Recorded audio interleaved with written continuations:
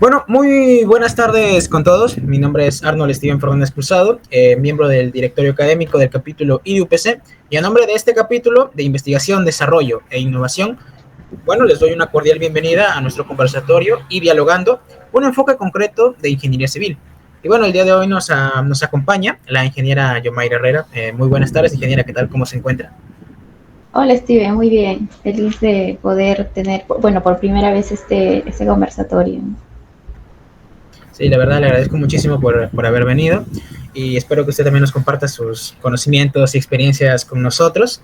Y bueno, también el tema que usted me ha indicado que abordará el día de hoy sería muros diafragma, vaciados in situ y prefabricados. ¿Nos podría hablar Sí. un poco? Pero antes de ello me gustaría preguntarle acerca de cómo ha sido su experiencia, porque decidió estudiar esta carrera y cómo le ha ido hasta el momento en el ámbito laboral.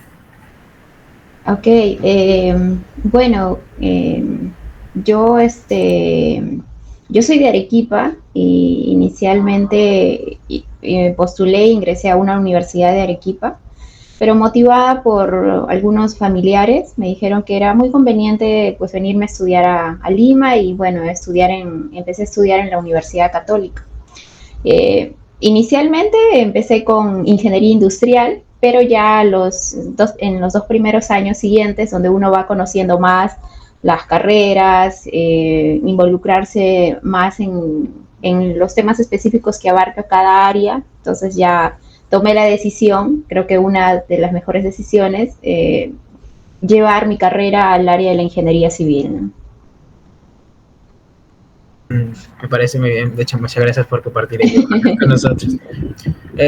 Bueno, además de ello, también ahora quisiera hacerle preguntas sobre su tema, el tema que usted me había mencionado, que era muro diafragma vaciado in situ y prefabricados. ¿Nos podría hablar un poco sobre ello? Claro, los muros diafragma, por mencionarte un proyecto emblemático donde se estén ejecutando, es en las estaciones del metro de Lima, ¿no? La línea 2 del metro, y seguramente se van a ejecutar en las demás líneas que en un futuro pues ya estarán construidas toda esa infraestructura para que todos podamos disfrutar de ellas, ¿no? Entonces las estaciones del metro tienen esta técnica, actualmente la están aplicando, son muros de contención para estabilizar excavaciones profundas. Tiene ventajas con respecto a otras soluciones. El proceso constructivo es diferente también a otras soluciones. Y también, por supuesto, tiene algunas limitaciones, ¿no? Como cualquier otra técnica. Finalmente, cuando se tiene una excavación, se juega con un abanico de soluciones y siempre hay una alternativa que calce más para las condiciones específicas de algún proyecto, ¿no? Una de estas soluciones son los muros diafragma, que pueden ser vaciados in situ, es decir, que el vaciado del concreto se haga en la misma obra, o también empleando elementos prefabricados, ¿no? Es decir, que se fabriquen como que estas parte de la infraestructura de esos muros en una planta de prefabricados o ya sea en la misma obra, si se cuenta con el espacio disponible, y luego se van armando, ¿no? Colocando en el emplazamiento correspondiente. Ya veo. Y sobre ello, ¿qué tipos de suelos serían adecuados para instalar? En general, todo tipo de suelos, ¿no? El procedimiento constructivo se puede ejecutar en todo tipo de suelos, ¿no? Desde un suelo fino hasta un suelo granular, ¿no? El procedimiento constructivo consiste en que con una cuchara de excavación se va excavando una zanja rectangular, se va retirando el material y para que, como se hace una zanja en el suelo, se necesita un fluido de perforación para estabilizar temporalmente a esa zanja excavada, ¿no? Entonces, por eso se utilizan los bentoníticos o los poliméricos, para estabilizar temporalmente esa zanja, ¿no? Y luego se coloca la armadura y luego se hace el vaciado del concreto, en el caso se utilice concreto vaciado in situ. Y en el caso que se utilice un prefabricado, se instala simplemente el prefabricado en esa zanja excavada. Este procedimiento se puede realizar en cualquier tipo de suelos, ¿no? Desde un suelo muy fino, duro, hasta un suelo granular también denso, ¿no? Sí, quizás en el caso de los elementos prefabricados, debido a que se pueden ejecutar cuando se tienen profundidades de excavación un poco más pequeñas, ¿no? Digamos que hasta los 10 metros de altura libre, ¿no? A diferencia de un vaciado in situ que puede ser de profundidades considerables. ¿Por qué? En el caso de un elemento prefabricado, la limitación son los equipos que se utilicen, ¿no? Entonces se tiene que contar con una grúa que sea capaz de cargar a ese elemento prefabricado.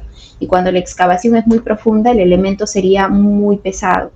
Entonces ya se tendría que utilizar un equipo especial y hace más compleja el proceso constructivo, ¿no?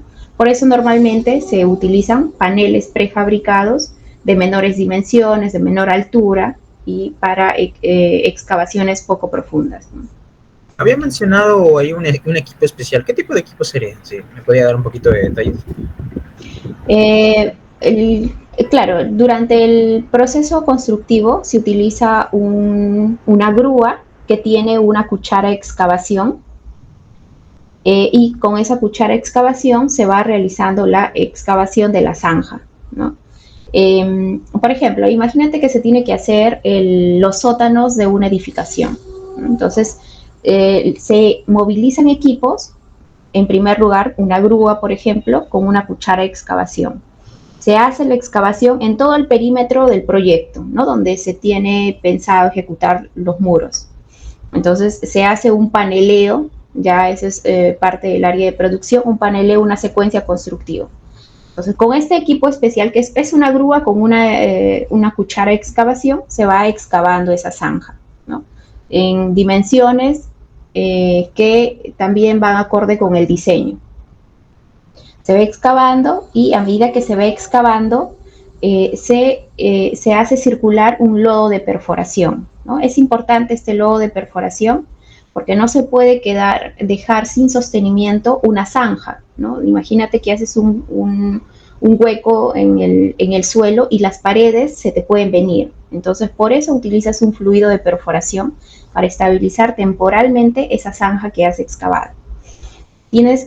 Con este equipo, con esta cuchara, se ejecuta la longitud de panel requerida y la profundidad requerida, ¿no? Entonces, en un momento dado, se termina esa excavación y todo el fluido de perforación está dentro de esa zanja excavada. Luego de ese proceso de excavación, también con el apoyo de otra grúa, una grúa auxiliar, por ejemplo, se hace el lizaje de la jaula, de la armadura que forma parte de ese muro, ¿no? Entonces se iza esa armadura, se introduce en la zanja que se ha excavado y que tiene fluido de perforación. Y una vez instalada esa armadura, luego se hace el vaciado del concreto. Es un concreto tremi, un concreto especial que es bien fluido, que se utiliza normalmente para excavaciones profundas. Entonces, con unas tuberías especiales se hace circular también el concreto de una manera ascendente, ¿no? De abajo hacia arriba. Entonces, a medida que va ascendiendo el concreto, va desplazando al fluido de perforación hacia el exterior, ¿no? Que luego es evacuada mediante unas tuberías también. Entonces, finalmente queda construido ese panel que inicialmente tenía fluido de perforación, que luego se ha colocado la armadura y luego se ha realizado el vaciado del concreto de manera ascendente, de abajo hacia arriba, ¿no? Y algo importante también que para disponer de ese fluido de perforación se instala una planta de lodos con todos los equipos necesarios para hacer el tratamiento especial de esa planta de lodos y hacer sus controles para que puedan ser, digamos, utilizados como fluido de perforación. Ya veo. Y con respecto a ello, también podrían llegar a aparecer, por ejemplo, filtraciones. O sea, por ejemplo, si en caso hubiera filtraciones de agua, ¿cómo las evitaríamos? Sí, esta técnica se puede ejecutar cuando existe nivel freático elevado, ¿no? Cuando tienes agua superficial. ¿Por qué? Si se hace, ¿no? Imagínate que vas a hacer un muros y donde el agua está en superficie como a, no sé, 1 metro y medio o incluso superficie. Igualmente el procedimiento es el mismo. Vienes con tu grúa, tu cuchara de excavación, haces tu zanja. El hecho que haya agua, bueno, habrán más presiones hidrostáticas, pero igualmente el lodo de perforación es un fluido que va de cierta forma a contrarrestar esas presiones hidrostáticas y también los empujes propios del suelo, ¿no? Entonces no dificulta el proceso constructivo. El proceso constructivo se realiza con normalidad, exista agua o no exista agua natural del propio terreno. El procedimiento es el mismo, ¿no? Ahora, en cuanto a funcionamiento del muro, durante la ejecución del muro se utilizan unos encofrados especiales en los laterales de los muros que se ejecutan por paneles. En los laterales tienen unos encofrados especiales que tienen una forma trapezoidal. Esta forma trapezoidal genera entre paneles un acabado en llave de corte y a su vez permite albergar una banda water stop. Entonces, cuando se tiene un nivel freático elevado y debido a que entre paneles existe una banda water stop porque el proceso constructivo me permitió, mediante el empleo de estos encofrados metálicos, introducir esta banda water stop, generar un sistema estanco, ¿no? Entonces, por un lado, en cuanto al proceso constructivo, no hubo ningún problema de ejecución del muro diafragma cuando tienes nivel freático elevado, y por otro lado, cuando ya realizas la excavación masiva del terreno dentro del área del proyecto donde vas a construir las futuras estructuras de los sótanos, ya tienes formado un muro que está conformado por paneles, porque lo has ejecutado por sectores, por paneles, pero la conexión entre panel es una banda water stop.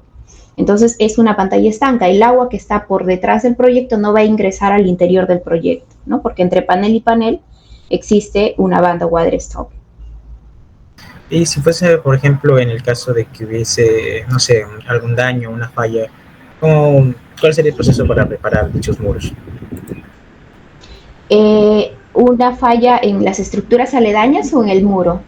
En el muro en sí. Ok, bueno, normalmente el tipo de fallas propias del proceso constructivo, en algunos casos puede ser alguna cangrejera, ¿no? Que no es usual, o también una junta fría. Por ejemplo, a veces hay retrasos de mixers, ¿no? Me pongo un caso especial, que haya un retraso de un mixer por algún X motivo y donde ya tienes vaciada cierta parte de concreto de ese panel. Entonces, esperar, digamos, un tiempo adicional a ese mixer que esté dentro del plazo límite, digamos, puede generar una junta fría, ¿no? En esos casos, bueno, se puede realizar una verificación de esa estructura, cómo le afecta estructuralmente a ese elemento, y si es que con la presencia de esa junta no había problemas, bueno, se puede continuar, ¿no? Pero si es que no es así, luego se tendría que reforzar ya cuando se termina la excavación, se tendría que reforzar ese elemento, ¿no? En el caso, por ejemplo, de una junta fría. En el caso de que sea una cangrejera, se puede reparar superficialmente el elemento. Otro tipo de anomalías que puede presentarse estas estructuras. Ese tema de juntas frías no es usual, ¿no? Siempre por eso se prevé que cuando se inicia el vaciado de los paneles se tenga ya en obra cierta cantidad de mixers, ¿no? Es algo inusual, pero que puede darse el caso por algún, no sé, algún motivo que esté fuera al alcance de, no sé, del proyecto, ¿no? Ahora las cangrejeras, eso sí puede ser un poco más común, pero normalmente es algo superficial y luego se termina realizando un mejoramiento de la superficie, ¿no? Se puede rellenar con mortero, por ejemplo. Ahora, estamos hablando del concreto vaciado in situ, ¿no? Pero cuando utilizas elementos prefabricados, puedes evitarte ese tipo de problemas, porque ya el elemento prefabricado lo haces en una planta de prefabricados y ese tipo de problemas se evitan, no ocurren porque las condiciones con las que se construye el elemento son más controladas, ¿no? Imagínate, haces un panel rectangular de, no sé, de 2 metros de ancho, espesor 50 centímetros, 14 metros de longitud.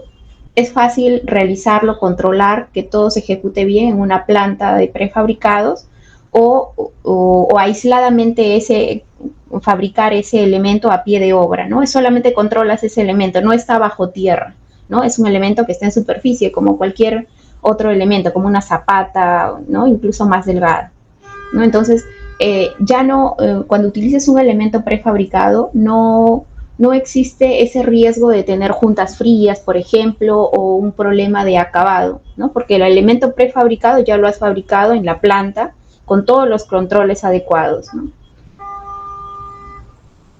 Y sobre ello, ¿cuáles serían sus regulaciones, mejor dicho, sus normas de construcción relacionadas a ellas? Bueno, es un elemento de concreto armado, se rige, por ejemplo, la normativa, la E060, también es aplicable para un elemento de concreto armado. Finalmente, este muro funciona como una viga que está sometida a presiones del suelo, presiones del agua, que tiene apoyos en el caso de que fuese una pantalla anclada, ¿no? Son apoyos en el lugar donde están esos anclajes. Entonces, es un elemento que tiene solicitaciones a flexión, tiene solicitaciones por corte y las especificaciones para diseñar un elemento a flexión en corte son las mismas que están incluidas en el ASI, en la E060, etcétera, ¿no? Ahora, habrá requisitos adicionales de recubrimiento debido a que es una estructura enterrada y está en contacto o haces un vaciado contra el suelo. Habrá unos lineamientos específicos constructivos para este tipo de estructuras, sí, hay unas normativas europeas principalmente que son guía, que da unos lineamientos sobre los temas constructivos, ¿no? Sobre el concreto, sobre las desviaciones de excavación, etcétera. Sí, eso sí me parece muy interesante, la verdad. Aunque también, en caso, por ejemplo, nosotros quisiéramos instalar, bueno, un muro diafragma en un terreno que tenga una pendiente un poco elevada.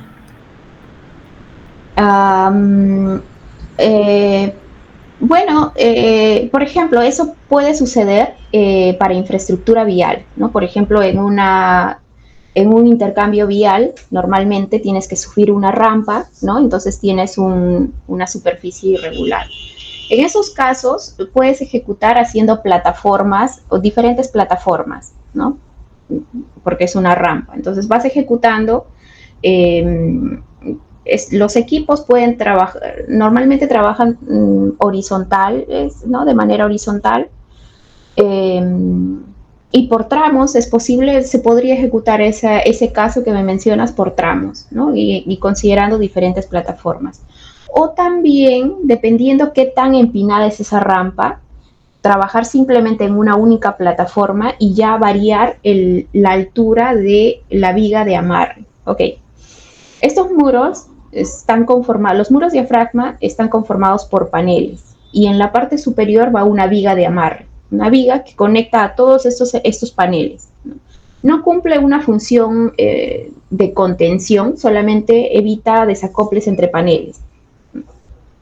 Entonces se puede, digamos, jugar con la altura de esa viga, ¿no? Entonces puede variar esa altura de esa viga para ir adaptándose a la rampa, ¿no?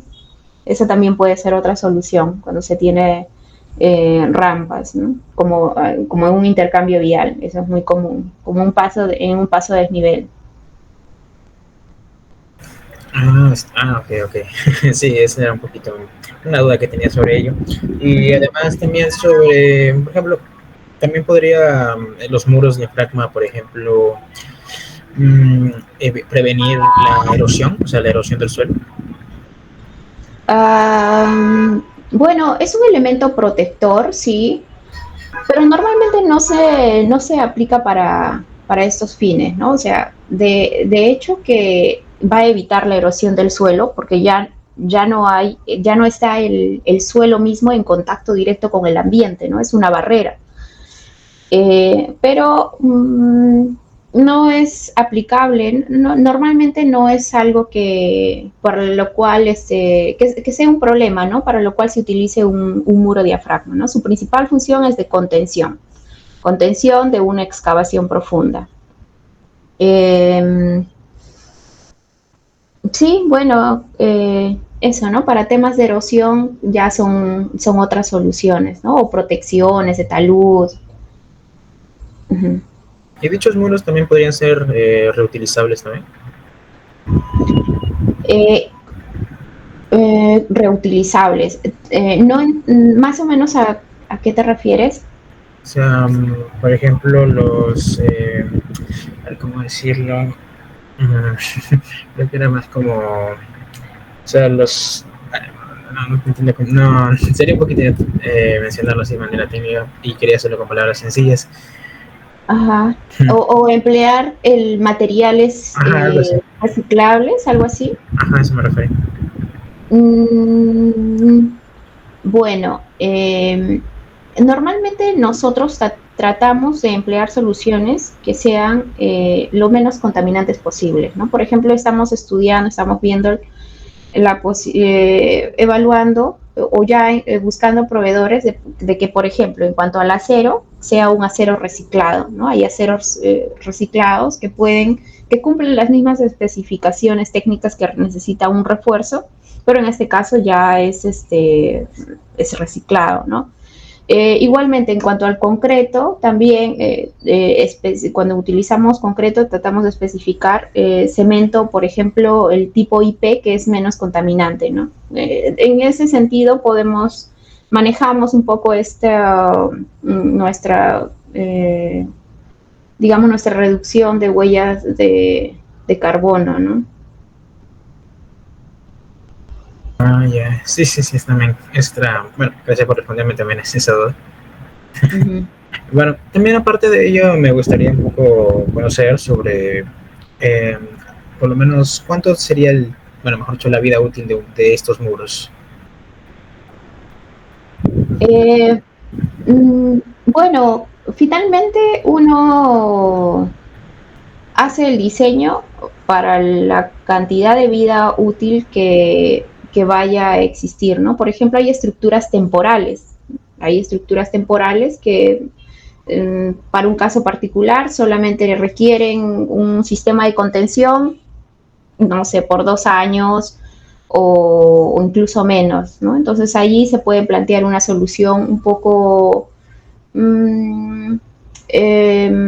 más económica tal vez, ¿no? Los factores, digamos que tiene ciertos factores que podemos reducir debido a la temporalidad de esa estructura, ¿no? Pero también los casos más comunes, un sistema de contención, por ejemplo, para sótanos de edificaciones, normalmente las edificaciones se utilizan para un tiempo de vida útil de 50 años, ¿no? Y en base a eso también se utiliza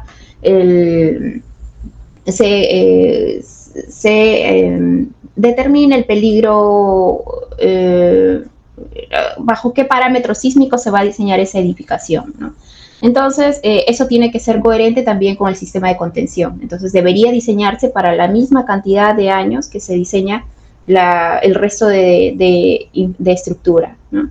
Entonces, sí, el tiempo de vida útil puede cambiar, pero típicamente, por ejemplo, para edificaciones es 50 años, ¿no? Y que se diseña para un sismo, ¿no? Con un periodo de retorno de 475 años, con una probabilidad de excedencia del 10%, ¿no? Y para el diseño de ello, ¿cuánto sería por lo menos el costo, o sea, por metro cuadrado? Bueno, eso depende de cada proyecto, dependiendo de las particularidades. A veces, por ejemplo, es un proyecto pequeñito y es diferente un proyecto pequeño a un proyecto grande, ¿no? El costo por metro cuadrado del proyecto pequeño puede ser mayor porque allí se carga como que todo el costo de la movilización de los equipos, como que impacta más en el costo por metro cuadrado de muro, ¿no? A diferencia que cuando tienes un proyecto más grande, esos temas, esos costos de movilización, gastos generales, etcétera, se reparte en una mayor cantidad de metros cuadrados de muro. Entonces, es difícil hablar de un costo, de un valor específico, ¿no? Pero diciendo un número así grueso, no sé, 700, depende mucho, $700 el metro cuadrado puede no aportar nada de información porque depende mucho de las características de cada proyecto, ¿no? Y también es diferente si es que se ejecuta en Lima, si es que se ejecuta en provincia. Esas condiciones también son determinantes, ¿no? Para el costo por metro cuadrado de un proyecto de muros de este tipo.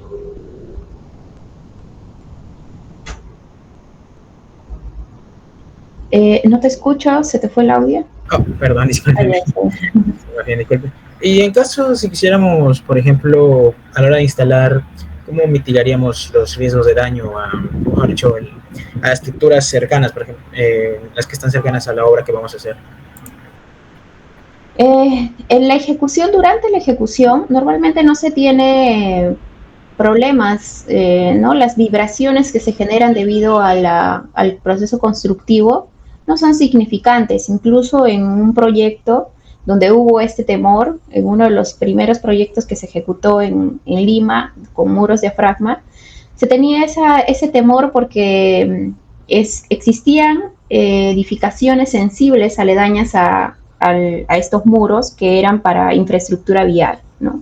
Entonces lo que se hizo fue instrumentar en las cercanías de ese muro con geófonos para medir esas vibraciones, ¿no? Esas velocidades producidas por estas vibraciones. Y finalmente se llegó que estas vibraciones son menores a un umbral que estaba, digamos, reconocido en cierta bibliografía que podrían causar daño a las edificaciones, ¿no? Entonces, por un lado eso, o sea, previo a la ejecución del proyecto teníamos que asegurar que no iba a pasar nada. Entonces hicimos esas pruebas, no llegábamos a ese umbral de vibraciones. Y por otro lado, ya cuando se ejecutó el proyecto, pues efectivamente no hubo daños, ¿no? Entonces, el proceso constructivo no causa muchas vibraciones al entorno. Ahora, cuando ya está en etapa de servicio el muro, cuando ya se hace la excavación masiva, naturalmente el muro se va a desplazar un poco lateralmente, ¿no? Porque el criterio de diseño no es diseñarlo completamente rígido para que no se mueva ni 1 milímetro, no. El diseño admite que haya deformaciones, desplazamientos, porque si no sería un muro muy caro. O sea, diseñar algo para que no se mueva es muy caro, no es eficiente, ¿no? Se puede desplazar el muro, pero ese desplazamiento que no cause daños a las infraestructuras aledañas. Entonces hay también limitaciones en cuanto a los desplazamientos del muro, que se pueden admitir dependiendo del tipo de edificación aledaña, ¿no? Es diferente que haya una estructura histórica a que haya una estructura nueva de concreto armado. Bueno, y en el caso, por ejemplo, ya hemos hablado también de, por ejemplo, puede haber filtraciones de agua, pero en el caso si fuera una construcción ahí cerca al mar, ¿se puede también prevenir los riesgos de corrosión? Bueno, cuando se tiene estructura cerca al mar, normalmente se toman todas las medidas necesarias en cuanto al uso, por ejemplo, de un cemento especial, ¿no? Para proteger a la armadura de de posibles anomalías que pueda tener el concreto o el acero, ¿no? Por exposición a sulfatos, cloruros, etcétera. Entonces no hay ningún problema, es un elemento de concreto armado como cualquier otro elemento, como los edificios que están cerca al mar, pero con un concreto, con un cemento especial, y no hay una mayor afectación, ¿no? Ahora, bueno, quizás es otra, me voy a salir del tema, pero quisiera mencionarlo. Por ejemplo, cuando tienes una estructura, un muro de concreto armado, un muro diafragma en las cercanías o existe un nivel freático elevado, el diseño también debe considerar el efecto del agua en este muro, ¿no? Y uno de esos efectos es, por ejemplo, el sifonamiento. Cuando tienes un material arenoso y tienes nivel freático elevado, se puede producir la falla por sifonamiento en la parte inferior de la excavación, ¿no? Es decir, que se genere un flujo de agua, una red de flujo, y por la parte inferior a la excavación y cercano al empotramiento del muro, empiece a salir como empiece a levantar localmente, ¿no? Por presión del agua, las partículas de suelo, ¿no? Entonces, el diseño de ese muro también debe considerar eh, mm, eh, algunos criterios para evitar estas fallas por sifonamiento, por temas hidráulicos, que no siempre es crítico, ¿no? Es crítico cuando se dan algunas condiciones especiales en cuanto al tipo de suelo, que principalmente son arenas, y cuando tienes nivel freático elevado, ¿no? Cuando tienes un gradiente hidráulico considerable. Sí, la verdad me gustó mucho que haya añadido, bueno, haya acotado un poquito más. También otro tipo sorry, lo siento. Quería hacer una pregunta sobre más allá de lo que se me respondió de la estabilidad y de cómo los muros, ¿alguno puede llegar a presentar alguna desventaja, tanto el in situ como los prefabricados?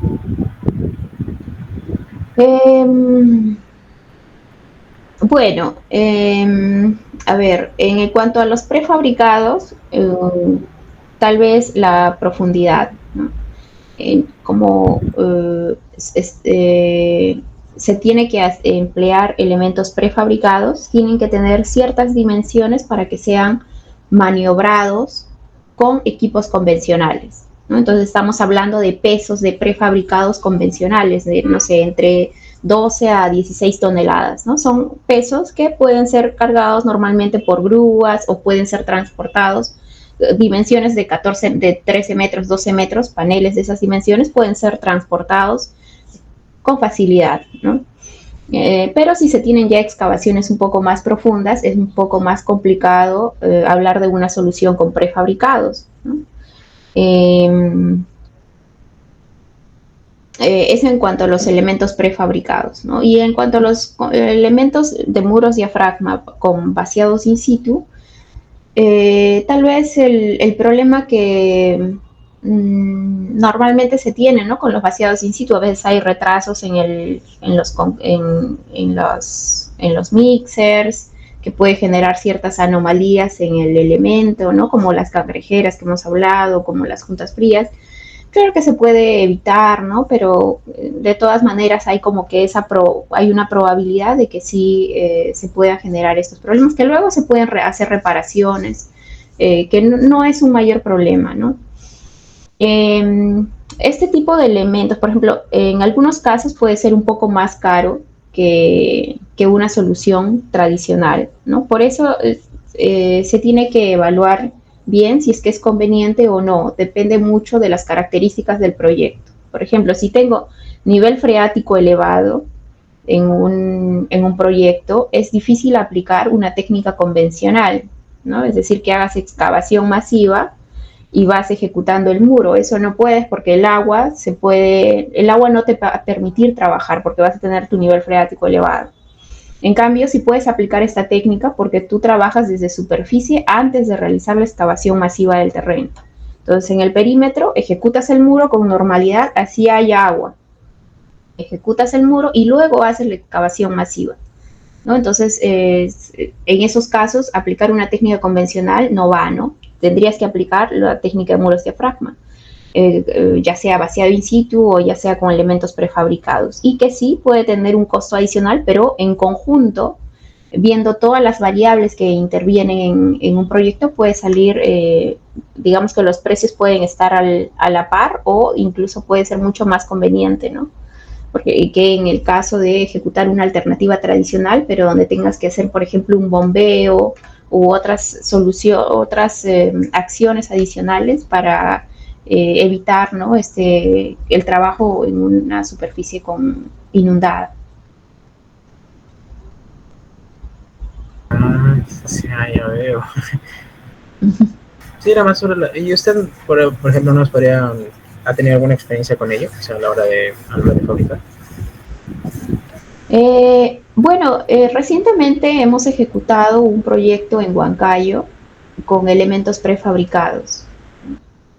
En este caso es un proyecto un poco con algunas particularidades y que eran solicitud del cliente en cuanto a la temporalidad del muro, ¿no? Pero finalmente ha sido un proyecto en el que se han tenido varias ventajas, ¿no? Por ejemplo, en el caso de que hagas un vaciado in situ con una técnica tradicional, lo que tienes que hacer es encofrar, ¿no? Encofrar para obtener, digamos, la cara vista del muro, ¿no? En este caso, al emplear elementos prefabricados, ya no utilizas un encofrado, ¿no? Entonces eso también ha sido una de las ventajas en la aplicación de este proyecto. Y las alturas, las profundidades a las que se tenía que llegar, pues también no eran tan altas, eran de 7 a 10 metros de altura libre, entonces eh, generaba las condiciones como para hacer muros prefabricados, ¿no? Poderlos ejecutar con normalidad. Ok, ok. Sí, ese proyecto ha sido casi reciente, entonces, o sea, recién hace unos Sí, meses. el año pasado. También acá en Lima se siguen ejecutando los muros diafragma vaciados in situ para las estaciones del metro. Los espesores de esos muros sí son considerables, está entre 80 a 1 metro de espesor, y es que también son excavaciones un poco más profundas. Entonces, allí considerar prefabricados no es posible porque los espesores son considerables, la profundidad también es considerable. Eh, y la mejor solución es hacer un vaciado in situ, ¿no? Para este tipo de proyectos. Pero también se están estudiando, se están viendo alternativas para proyectos así también grandes con elementos prefabricados para infraestructura vial, ¿no? Que es bastante conveniente por la rapidez constructiva, ¿no? Ya no tienes que seguir todo un procedimiento para hacer el vaciado, colocar la armadura, hacer el vaciado, sino directamente colocas el elemento prefabricado. Ah, ya. Sí, la verdad, de verdad, le agradezco mucho por haber compartido también esas experiencias, tanto de Huánuco como acá con trabajos aquí en Lima. Uh Y -huh. además sobre ello, ¿hay alguna, pues lo que había mencionado antes, también esto de los muros de diafragma también es para la construcción, por ejemplo, de presas? Eh, Empresas, vamos, se puede utilizar para estabilizar un talud. Es poco común, pero también puede hacer, por ejemplo, se hacen pilotes para estabilizar taludes. Entonces también se puede utilizar un muro, un barret, claro, un elemento, un barret para estabilizar el talud, ¿no? Pero normalmente empresas, tal vez el problema es generar una pantalla impermeable, ¿no? Para evitar la filtración de fluidos. Y sí, se puede ejecutar muros, digamos, no se le llama muros diafragma, se le llama muro plástico, porque es un concreto plástico, normalmente no tiene refuerzos considerables, no tiene refuerzos, es una pantalla plástica, una pantalla como de concreto, con juntas entre paneles para generar esa pantalla impermeable, ¿no? Entonces, sí se utiliza también en presas como pantallas de impermeabilización, ¿no? Ya no es un muro, ya no cumple una función de muro de contención, sino ya es una pantalla de impermeabilización, ¿no? Y el procedimiento constructivo permite generar esas juntas impermeables a medida que se construye cada panel, ¿no? Por ese encofrado que te había comentado, que es en forma trapezoidal y que permite albergar una banda water stop. Entonces sí tiene aplicación para pantallas de impermeabilización en empresas. Ah, ok, ok. Y en el caso, bueno, ahora sí regresando a la parte de, bueno, ya separándonos de empresas y volviendo a la parte de construcciones aquí, bueno, aquí en Lima, en el caso, ¿cómo podríamos evitar de que a la hora de instalar un muro, un muro de diafragma, evitamos mejor interferir, por ejemplo, una tubería de gas o una tubería de agua? Eh, bueno, a veces es inevitable, pero a ver, normalmente no debería ocurrir, ¿no? Si es que es un área privada, no debería haber tuberías que pasen esas áreas que son privadas. Y en caso se haya esto, pues antes de ejecutar el muro debería hacerse un cruce alterno, no sé, para evitar este rompimiento de tuberías, estos problemas que finalmente retrasan la obra y generan problemas a los vecinos, ¿no? Bueno, antes de ejecutar el proyecto debería hacerse un mapeo de todas estas tuberías, de posibles interferencias que pudiesen encontrar durante la ejecución del proyecto, ¿no? Y adelantarse a dar soluciones antes de, a medida que se va ejecutando el proyecto, encontrarlas y tener que dar soluciones ya de cuando ya se generó el problema, ¿no? ¿Y usted se ha llegado ha llegado a presentar este tipo de problemas durante su trabajo? No, bueno, directamente no, por ejemplo, en Chiclayo no se ha no se ha tenido estos problemas, en Huancayo tampoco. En las estaciones del metro, no, la verdad que no he escuchado sobre ese tipo de problemas, ¿no? Que se hayan generado. Ah, ok, ok. Sí, están las dudas, así que... Sí, sí, sí. Pero voy a preguntar porque, o sea, yo soy del área de diseño, estoy normalmente en oficina y normalmente es un problema que obra lo enfrenta, ¿no? Entonces sí, voy a consultar ahora que si es que han tenido este tipo de problemas y cómo lo han solucionado, ¿no? Cierto, cierto. Sí, la verdad, porque, o sea, a mí me llama un poquito más la atención, puede ser que tal vez, bueno, no sé, tampoco lo he escuchado por eso. Yo quería formular una pregunta si en caso ha sucedido alguna vez. Ajá. No sé. Ujú. Bueno, por otra parte, bueno, más allá de que ya le he preguntado sobre, bueno, tanto corrosión, tanto las filtraciones de agua y también, como, bueno, usted también me dijo que los sonidos, o sea, me refiero a la carga sísmica, no es tanta que pueda hacer tantas vibraciones, o me equivoco. La carga sísmica. Uh-huh. Bueno, cuando se diseña un muro, se verifica para condiciones estáticas y también cuando va a ocurrir un sismo, ¿no? Y por ello, por ejemplo, se suele utilizar una aceleración dependiendo del lugar donde se ejecuta el proyecto y con esa aceleración se realiza el análisis de equilibrio límite, ¿no? Entonces el muro debería soportar, debería ser estable también en una condición sísmica, ¿no? Sin embargo, lo más crítico que le puede ocurrir al muro es que durante su ejecución, cuando esté, digamos, en excavación masiva, ocurra el sismo, ¿no? El proceso constructivo normalmente, a ver, creo que estoy confundiendo. Vamos a imaginar un proyecto de sótanos para edificaciones, ¿no? Entonces, en un proyecto de sótanos para edificaciones, primero se construye el muro y luego se construyen las estructuras interiores a ese proyecto. Temporalmente, quien estabiliza el muro son los anclajes al terreno, ¿no? Se va anclando a cierto espaciamiento, se coloca al muro estos anclajes de tal manera que se garantiza su estabilidad. Luego, cuando ya se ha hecho la excavación masiva y se van construyendo las estructuras dentro del sótano y se van construyendo las losas, por ejemplo, de los sótanos, ya las losas de los sótanos son las encargadas de estabilizar al muro. ¿no? De aportar, de generar cierta restricción lateral a esos muros.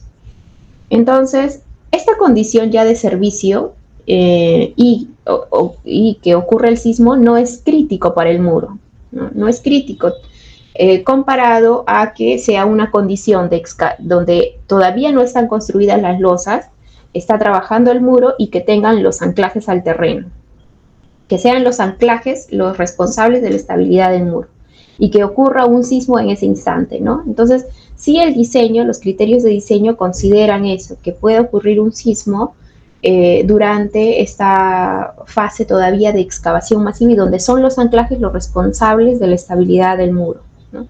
Pero, lógicamente, el sismo no es lo mismo diseñar una estructura que va a tener un tiempo de servicio bajo cierta condición de 2 años o una estructura que va a permanecer bajo cierta condición unos 50 años.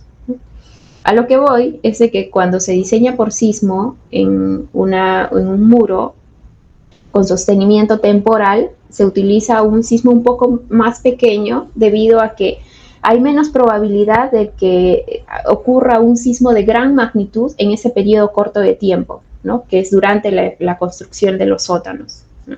Pero también se efectúan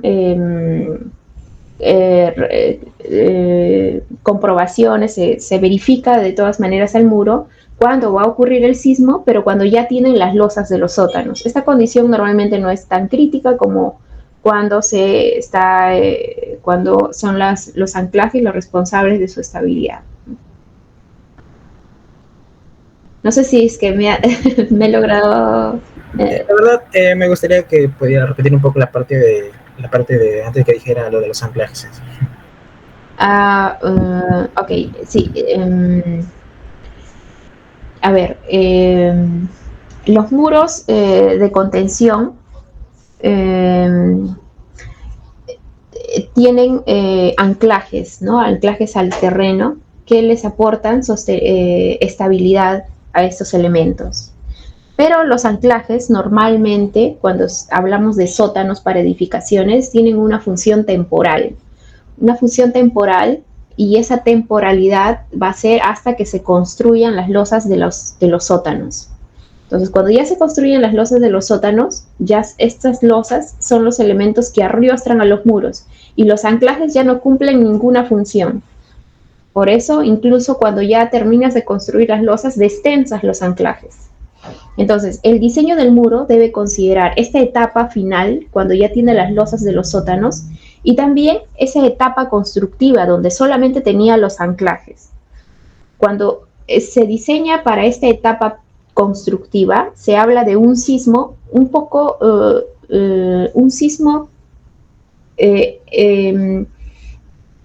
digamos que se diseña para un sismo frecuente, ¿no? Porque es poco probable o hay menos probabilidad de que ocurra un sismo grande en este periodo corto durante su ejecución.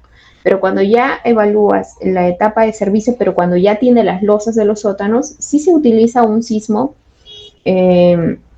compatible con el diseño sísmico de toda la superestructura, ¿no? Porque ya el periodo que va a vivir este elemento es mucho mayor, pero también ya tiene las losas de los sótanos, ¿no? Esta condición en servicio no es tan crítica comparada, o normalmente no suele ser tan crítica comparada a cuando se diseña al muro, cuando está trabajando con los anclajes y su trabajo es durante la construcción de las losas, durante la excavación, ¿no? La excavación masiva. La verdad, muchas gracias, eso quería que me aclarara. No, la verdad, ingeniera, muchas gracias en serio por haber explicado esta última parte y también, bueno, también a decirle que, bueno, ha respondido todas las preguntas que yo la verdad tenía planeado decirle a usted. Y bueno, creo que hasta aquí podría decirse que sería la conclusión del conversatorio. Y también decirle que muchas gracias por habernos acompañado el día de hoy en un capítulo más de este conversatorio y dialogando. Me da mucho gusto, la verdad. Es la primera vez que hago este tipo de conversatorias y no sé cómo ha salido, pero de hecho que podemos ir mejorando más adelante, quizás con algún esquema que a veces viendo figuras, ¿no? Mostrando algún slide puede quedar más clara la idea, ¿no? Eh, pero bueno, me da mucho gusto haberles hablado esta vez sobre muros diafragma, que vaciados in situ es un tema actual porque muchas de las estructuras emblemáticas están siendo construidas con esa técnica y es bueno que sea conocimiento de todos, ¿no? Que ya su aplicabilidad se está extendiendo también. Entonces, sí es muy importante entender mucho más estos temas. También el ver otras alternativas, ¿no? Como el empleo de prefabricados, no solamente para muros, sino también para otro tipo de estructuras. Así que buenísimo, y si es que quieren más información, pueden encontrar, por ejemplo, en la página de Soletanche Bachi, hay unos folletos, ¿no? Explicativos donde se indica todo el proceso constructivo, o, o también en la página de LinkedIn de Soletanche Bachi, ¿no? Ahí normalmente publican los proyectos que estamos ejecutando o algunos temas específicos sobre las experiencias que tenemos en Metro, etcétera. Ok, muchas gracias por esa información, ingeniera. Y bueno, también por mi parte, a la distancia también le deseo a usted bienestar, tranquilidad, a usted y a sus familiares. Y también una vez más recalco, muchas gracias por venir el día de hoy. Gracias a ti, Steven. Sí. Y aparte también les invitamos a todos a seguirnos en nuestras redes sociales como IDUPC. Estamos tanto en Facebook y bueno, como usted lo dijo, en LinkedIn, en Instagram, TikTok, y estén atentos a ello para que estén informados sobre más proyectos de investigación que vamos a venir desarrollando, y de igual manera sobre futuros talleres, webinars, bueno, también conversatorios como es en este caso. Y bueno, y asimismo en cualquier momento pueden ponerse en contacto con nosotros. Y bueno, buenas tardes con todos.